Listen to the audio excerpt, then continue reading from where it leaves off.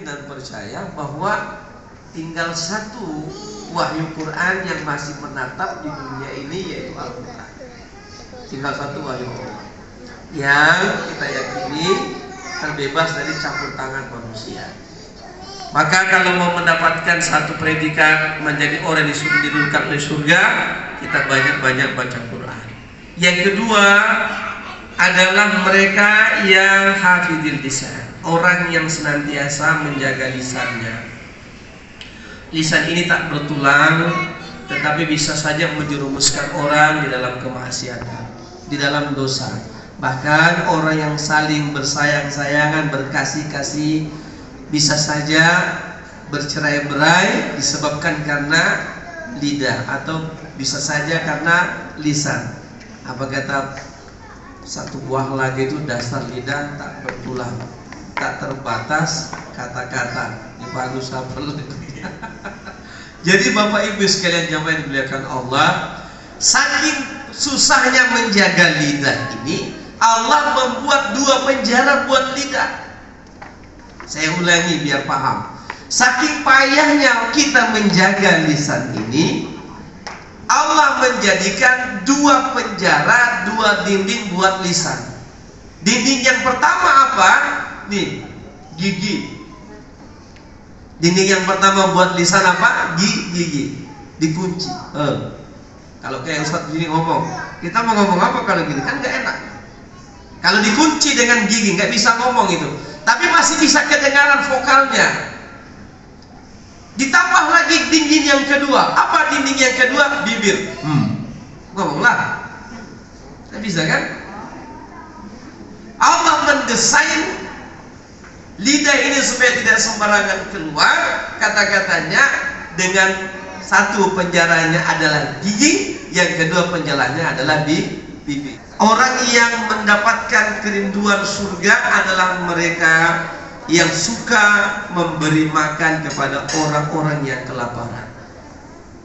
Dalam sebuah hadis dikatakan, kalau kamu, hadis qudsi dikatakan, Allah Ta'ala berfirman, kalau kamu mau mencari aku, carilah aku di tengah orang-orang yang kelaparan.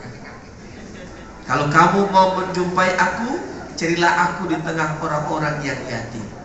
Kalau kamu mendapatkan cinta aku, carilah aku di tengah orang-orang yang fakir. Ini kata Allah Subhanahu wa taala hadis qudsi. Dalam penegasan Quran lebih hebat lagi. Ara'aital ladzi yukadzibu bid-din fadzalika alladzi yad'ul yatim wa la yahuddu 'ala ta'amil miskin. Bohong kamu beragama itu. Kamu sholat itu bohong sholatmu itu.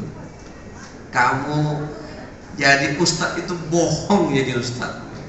Kamu orang yang tahu agama itu bohong jadi orang yang tahu agama itu. Kamu ahli baca Quran itu bohong kamu ahli baca Quran kalau kamu tidak memperhatikan orang-orang di sekitar kamu yang susah. Siapa mereka? Disebutkan dalam Quran, ara'aital ladzi yukadzibu bid-din fadzalika alladzi yad'ul yatim. Itulah mereka orang-orang yang tidak memperhatikan anak yatim. Wala yahuddu 'ala tu'amil miskin. Mereka orang-orang yang tidak memberikan makan kepada orang-orang yang miskin. Oleh sebab itu para hadirin sekalian, jamaah dimuliakan Allah Subhanahu wa taala, ibadah di dalam Islam ini tidak hanya sifatnya vertikal, tetapi ada ibadah yang sifatnya horizontal. Ibadah vertikal kita jaga dengan baik kepada Allah, tetapi kita mesti ingat bahwa orang yang zalim di dalam dunia ini adalah ketika tetangganya dalam keadaan lapar, dia tertidur nyenyak dalam keadaan kenyang. Itu orang yang zalim. Maka Nabi SAW menyampaikan lebih jauh lagi, ana wa kafilul yatimi fil jannati hakada. Saya bersama dengan orang-orang yang menyantuni anak yatim dalam surga sedekat ini. Tidak ada jarak sedekat ini. Berilah makan kepada orang-orang yang kelaparan, karena di sana adalah Allah. Di sana ada Allah. Allah akan beri kita dengan kasih sayangnya juga. Kita harus yakin Ketika kita memberi kepada orang, bukan orang itu yang bahagia, kita yang memberi yang senang. Sekali lagi, kalau kita memberi kebaikan kepada orang, memberi makan kepada orang, memberikan sedekah kepada orang, bukan orang yang menerima itu yang bahagia, tapi orang yang memberi itu yang diberikan kebahagiaan oleh Allah dalam hatinya. Yang terakhir adalah wasaimina fi syahri Ramadan. Berpuasa, orang yang berpuasa di bulan Ramadan. Keempat-empatnya ini banyak golongannya, banyak orangnya di bulan Ramadan. Maka kalau tidak bisa kita bahagiannya yang keempat-empatnya, jadilah satu bahagiannya. Tapi jangan sampai hanya dapat satu bagian saja. Mudah-mudahan kita semua bahagian dari keempat.